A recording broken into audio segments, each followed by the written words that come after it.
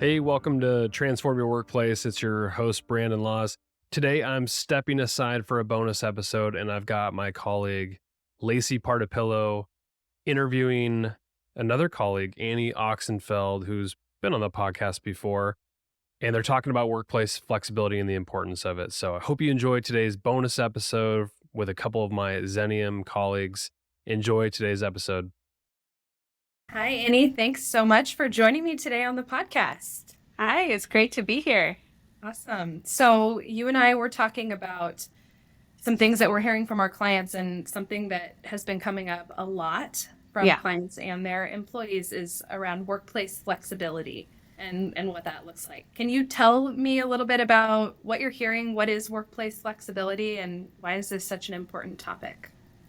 Yeah, so it is a pretty broad topic, but it's coming up a lot from employees, from clients, businesses who are looking for ways to retain their employees. We're seeing everything from just a flexibility in a shift schedule, so people who really need to be present at the work site. There's ways to incorporate flexibility there, but it could go all the way to things like fully remote work or even a 4-day work week that we can talk a little bit more about. But there's all kinds of ways to introduce more flexibility into the workplace.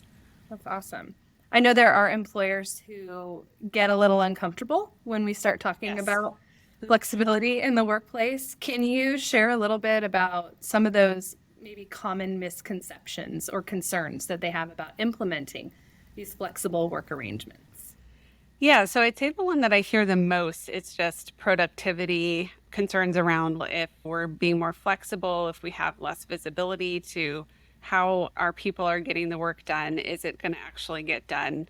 Also hear concerns around logistics, like how does this actually work? How is this going to impact just that unknown factor? Because there's a lot of things that are happening, trends that are happening in the environment where they're maybe not as tested or aren't tested in your industry. And so it's important to keep that in mind as well. If you're a service agency like ours, you're providing professional services, availability is a huge issue. So how do you provide that without people physically there or available at certain times during your business hours? And then also like a fairness issue, right? If there's certain positions where it's easier to be flexible and others where you physically need someone there, or they need to be there for a certain period of time, it could introduce some resentment in the workplace of why does this person get that and I don't? So a lot of good conversations around that. Do you hear that employers are worried that if we do something like this and it goes sideways, or our customers are suffering, or we're have people that are really being unproductive, that once we give it, we can't take it back? Is that part of some of these conversations too? Definitely. I think there's like a can't look back type of mentality. And part of that, I think, stems from what we saw in the pandemic of all of a sudden, a lot of workplaces had to go remote. They didn't have a choice in the matter, and they had to figure out how to make that work. And most of them did. And now a lot of employees want to continue working remotely. And so there's this sense that I can't take that back now, even if it's not what's best for the business. So I think there's ways that you can get around that in terms of how you roll out of a new approach, if it's a trial period or something that you want the flexibility as the employer to be able to walk back if it doesn't work. You can tee that up with the communication and how you roll it out versus here's how this is going to go, and then not really giving people the idea that it could change later. I like that idea. Are there other ways that these organizations can work to effectively introduce some type of flexible work arrangements without having this negative impact on productivity? Yeah, I think it really depends on the industry, right? So you have to think about what works for you in your workplace, really understand what are those key needs that you need to be met by employees and what positions that applies to. And then you also want to look at all the implications that you possibly can. We're not going to be able to predict every single thing, but really taking your time to prepare, not having a knee-jerk reaction to a request, for instance, for one type of flexible work arrangement. It's important that you're thinking about what's going to work, and then having clear guidelines and expectations for people of what does this mean?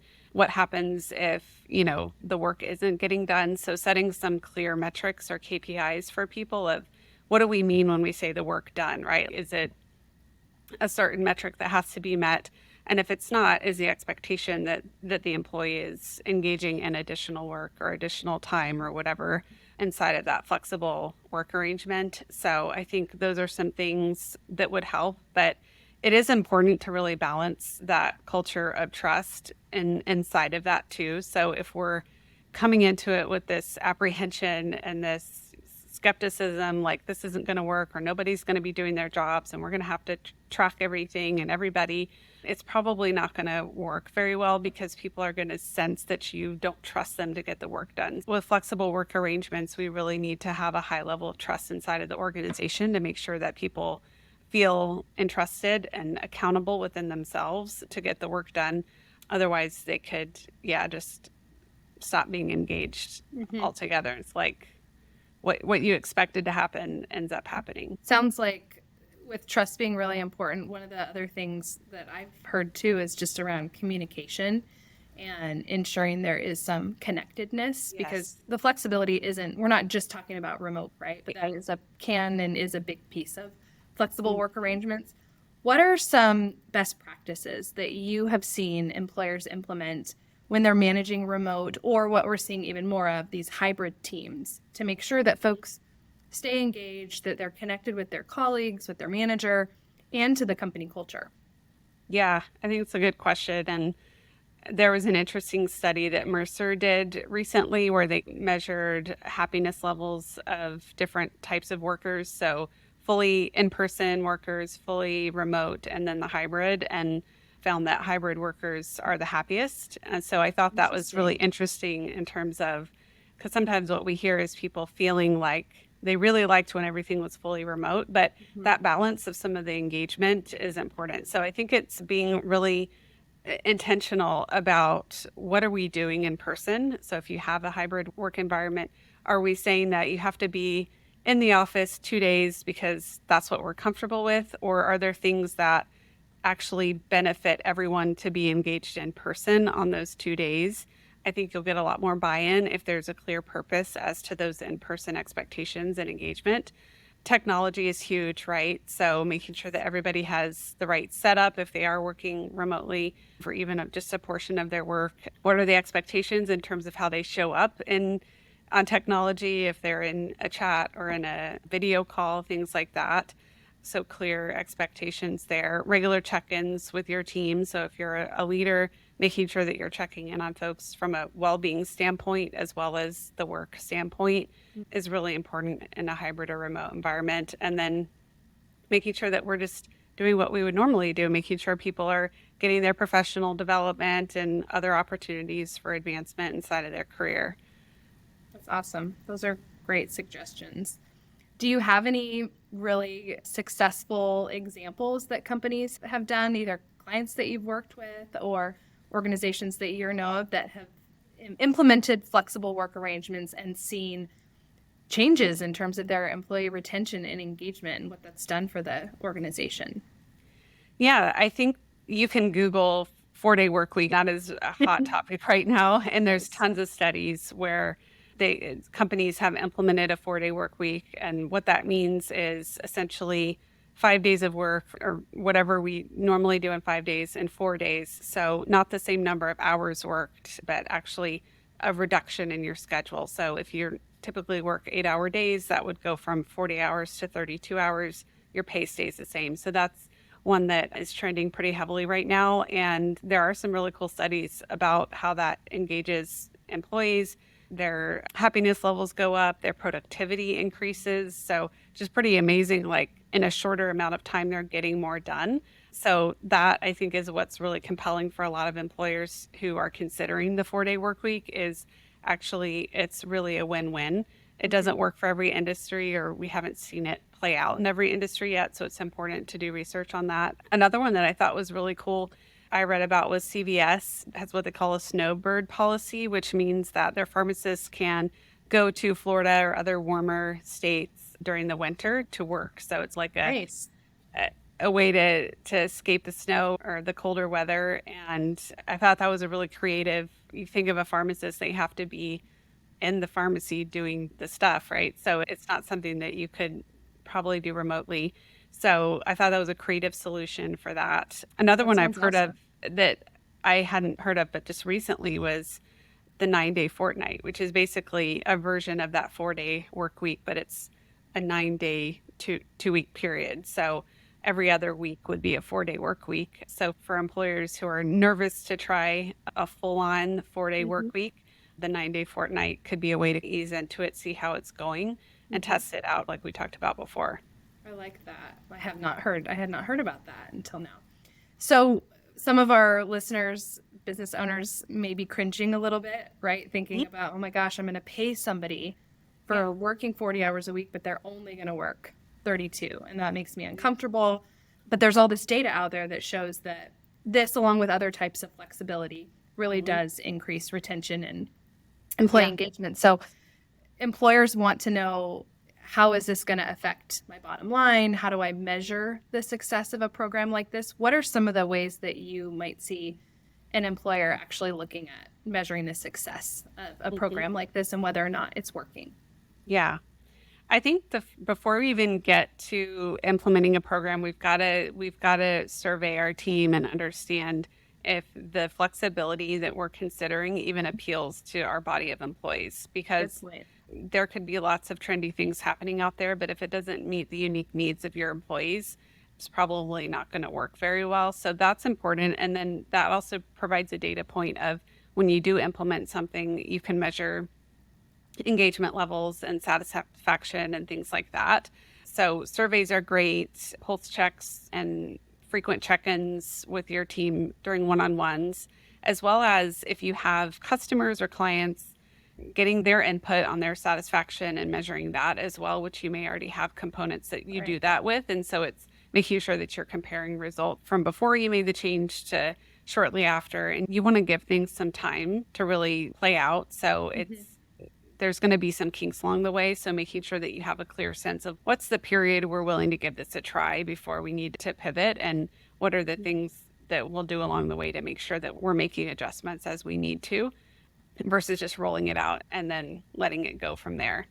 I think that you'd want to think about your business cycle too. So if your business is seasonal, if there's certain periods during the year where it's busier, you want to at least run the pilot program through that busy season. Maybe a 12-month period makes sense. I would think for most businesses, 12 months is probably a pretty good range of time.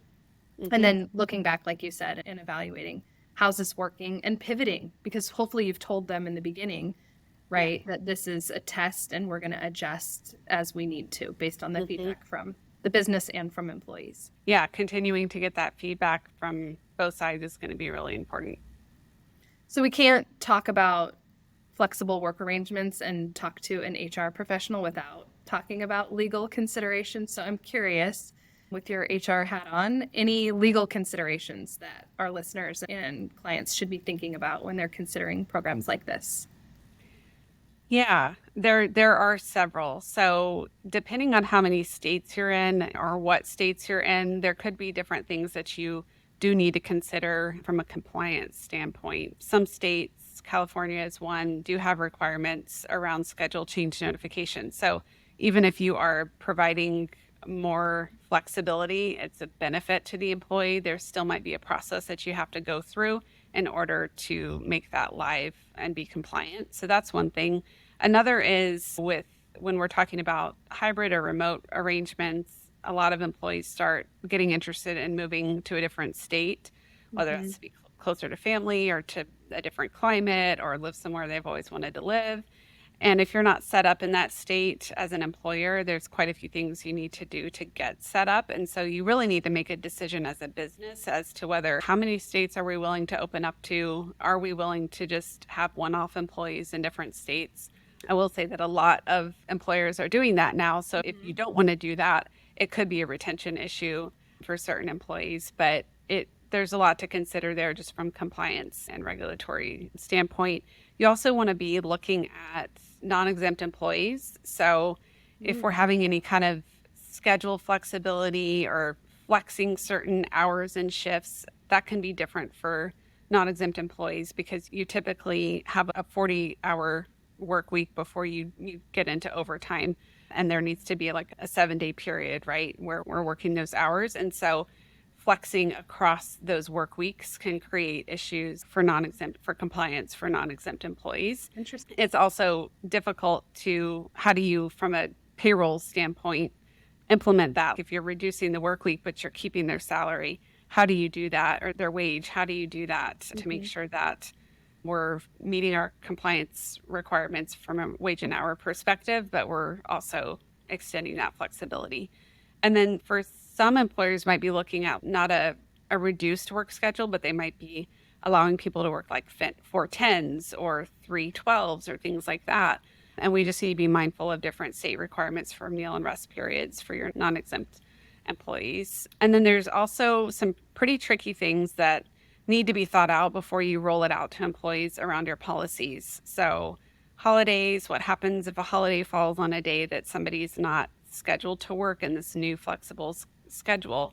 PTO, how many hours do we assign a day off if somebody's working flexible hours throughout a week or something like that? So there's different policies that could be impacted by a decision to go to more flexibility.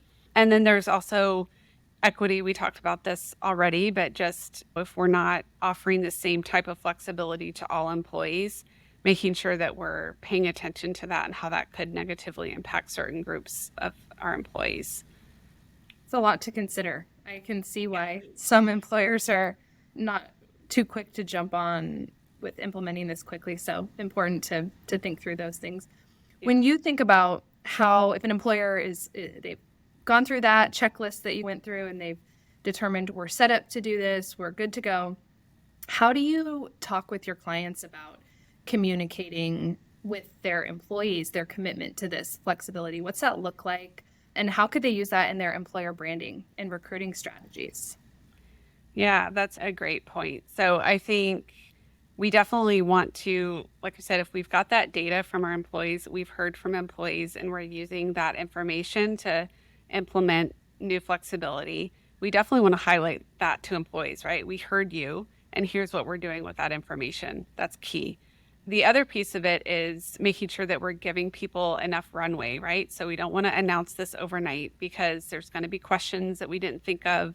We want to be clear about those guidelines and expectation around flexibility, around communication with your team, with your managers, how to handle certain situations that could come up depending on your business and the things that you have thought of. We want to talk through those and make sure everyone feels prepared.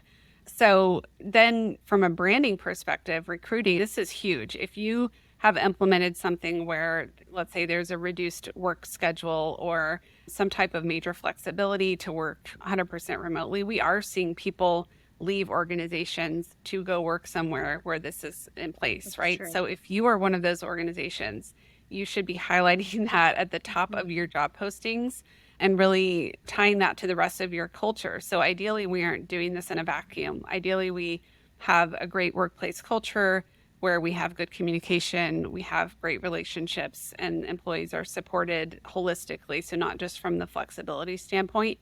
So we can tie that, really highlight what we offer as a business, not just from this flexibility standpoint, but from our culture as well. Some employers will have a whole page on their website dedicated to this is what it's like to work here. So that's something that you could highlight on there, but it helps paint a bigger picture as well. I love that. I feel like, so it's not just about taking care of the existing employees that you have, but making a stance around this is who we are and trying to get those folks to want to come and join your team too. Absolutely. I think we've heard that when companies have rolled out some of this and they put it in postings that their number of applicants increases. Be prepared for that as well. But it's something that is cool to highlight depending on your business, just even for your clients or your customers to know that this is how we treat our employees. We give them this great benefit and we thank you for your support and enabling us to do this and provide this work environment for our folks. When you think about the future of work and flexibility, how do you see this playing a role in shaping employee retention as we march into the future? Yeah, I think this is one of those things, and we've talked about this before, where we can't really walk back to before the pandemic. So it's how quickly are you able to adapt in the workforce right now?